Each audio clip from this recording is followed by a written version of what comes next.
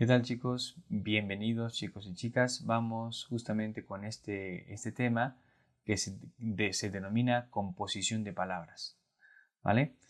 Este es un tema que se deslinda de la morfología, por eso vale mucho la pena que se entienda qué cosa es la morfología. Bueno, la morfología es aquella disciplina de la lingüística que estudia la estructura y la formación de las palabras de una lengua.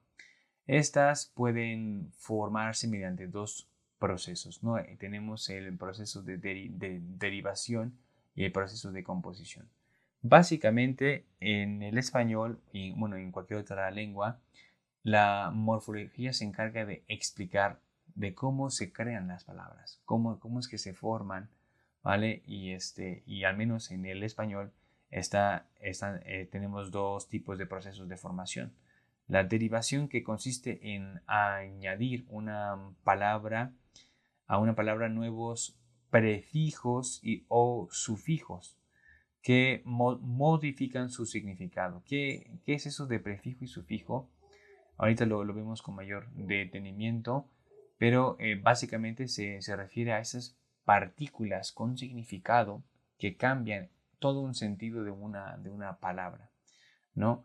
O que lo hacen más amplio el sentido, ¿no? Por ejemplo, aquí como ustedes pueden ver remarcado el verbo nacer y se le pone el prefijo re, ¿no? Pero se le dice prefijo porque está antes de la palabra, ¿no? Ahorita lo vamos a ver con mayor detenimiento.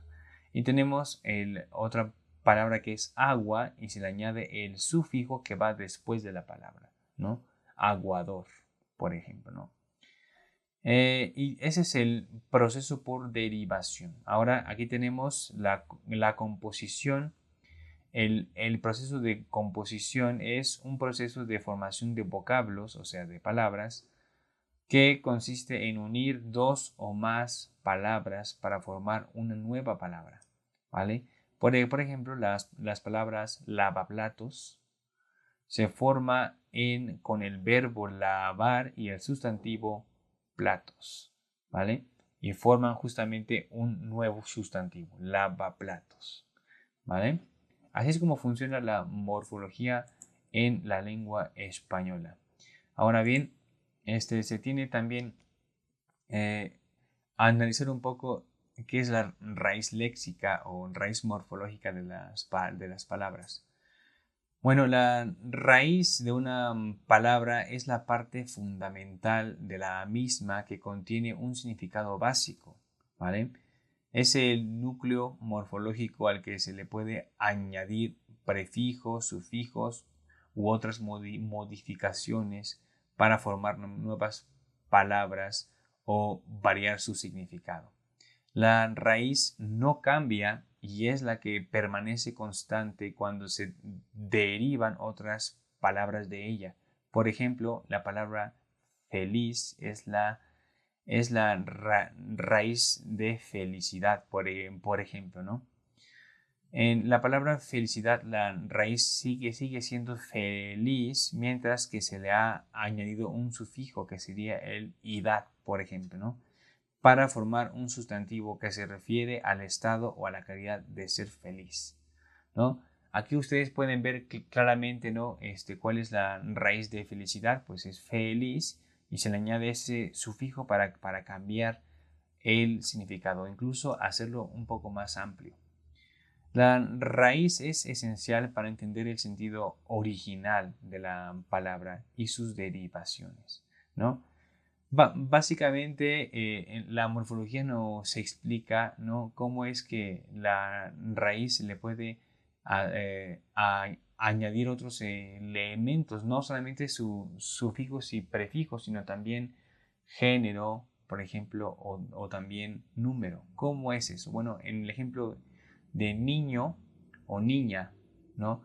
La raíz léxica sería niñ, ¿no? Y se le añade un género, ya sea con la letra O o con la letra A, ¿vale? Niño, niña, ¿no? Y se le añade justamente el número, ¿no? Niños o niñas, por ejemplo, ¿no? Entonces, de esa forma, uno puede ver cómo se componen las palabras. Muy bien. Vamos a pasar ahora a entender un poco más sobre el proceso de derivación. Los prefijos y los sufijos son partículas lingüísticas que tienen una grafía, o sea, una escritura, un fonema, es decir, un sonido, y que ayudan a formar nuevas palabras a partir de la raíz léxica, ¿no? Cambiando el significado de la misma, ¿no? Aquí tenemos que los prefijos se escriben antes de la raíz léxica. Cuando se escriben de manera aislada, los prefijos no tienen un significado completo. ¿Qué quiere decir eso? Bueno, si yo solamente escribo un prefijo, este por sí solo no tiene un significado. Necesita fuerza de la raíz léxica para que complete el significado, ¿no? Por ejemplo, aquí tenemos unos ejemplos de significado: entre, pro, anti, super, tele, ¿vale? Todos esos son prefijos. Deben estar unidos a una raíz, ¿vale? Una palabra para tener un significado. Entretiempo, proactiva, anti, robo, supermercado, telecomunicación. De esa manera se crean nuevas palabras, ¿no? Con los prefijos. Y tenemos los sufijos que van escritos al final de la raíz léxica para modificar su significado. Al igual que los prefijos por sí mismos no tienen un sentido, ¿vale?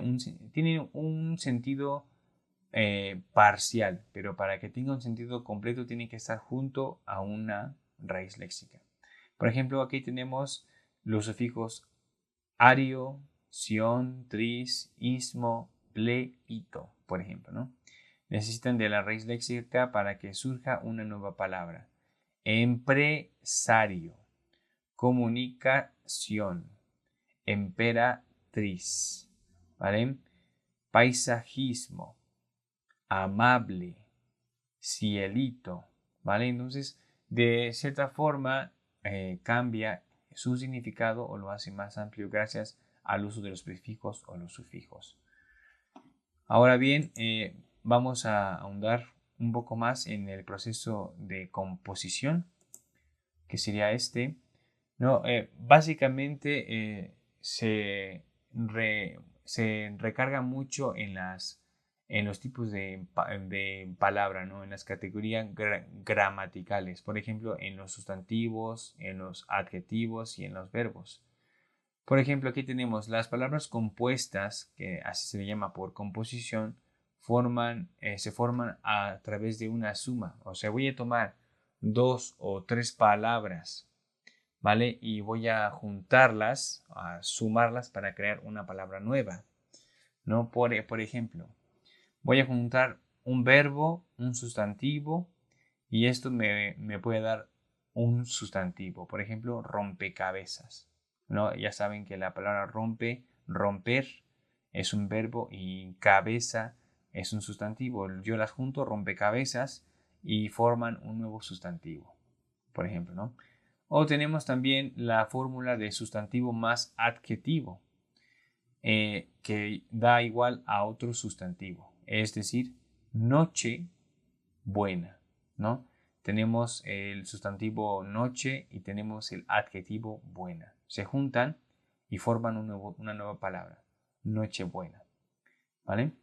Tenemos también la fórmula de sustantivo más sustantivo es igual a sustantivo, ¿no? Por ejemplo, caracol, ¿no? Tenemos la palabra cara y col, y juntos, caracol, forma justamente una nueva palabra, un nuevo sustantivo.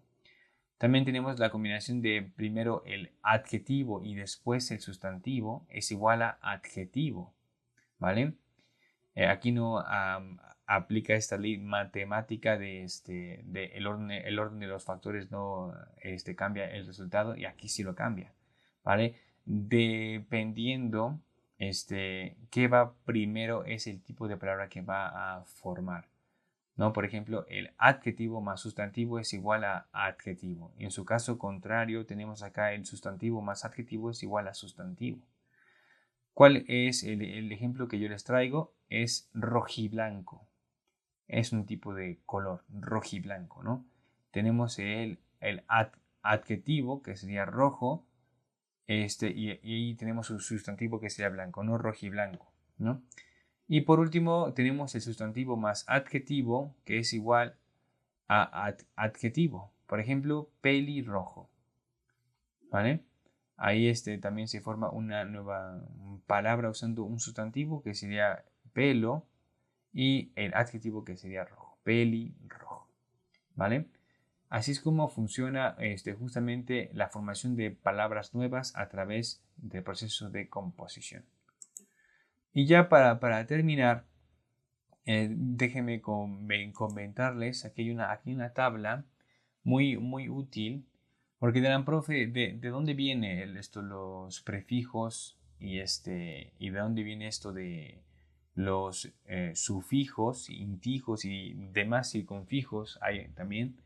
Pues justamente de la lengua que viene, la lengua, digamos, formativa del español, que sería el latín. Y ustedes saben que el español no solamente tiene una influencia del latín, porque viene del latín, es una lengua latina, sino también griega y también árabe, ¿no? Entonces, de cierta forma, las palabras que utilizamos pues, tienen una influencia árabe, una influencia latina y una influencia griega. Pero el español mexicano aparte tiene una influencia náhuatl incluso, ¿no? Entonces, el español mexicano tiene muchas influencias y por eso es tan rico, ¿no? Básicamente, ¿no?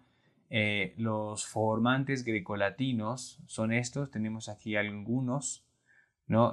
Los que están en la parte de arriba de la tabla, por ejemplo, aero, que quiere decir aire, bi, que quiere decir dos, centi, que quiere decir céntimo, sida, que quiere decir el que mata, circum, que quiere decir alrededor, quatri, que quiere decir cuatro, deci, que quiere decir décimo, ex, que quiere decir fuera o más allá, ¿no? Por ejemplo, exnovio, exnovia,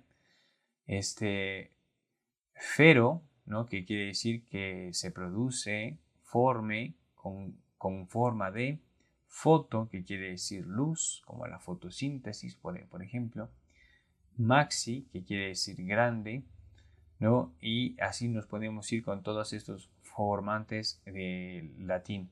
También tenemos los formantes del griego, por ejemplo, alegia, por ejemplo, que es el dolor, antropo, por ejemplo, que quiere decir hombre, auto, que quiere decir mismo, ¿no? Automóvil, por ejemplo, es un buen ejemplo del vehículo que se transporta de forma autónoma, ¿no? Por ejemplo, ¿no?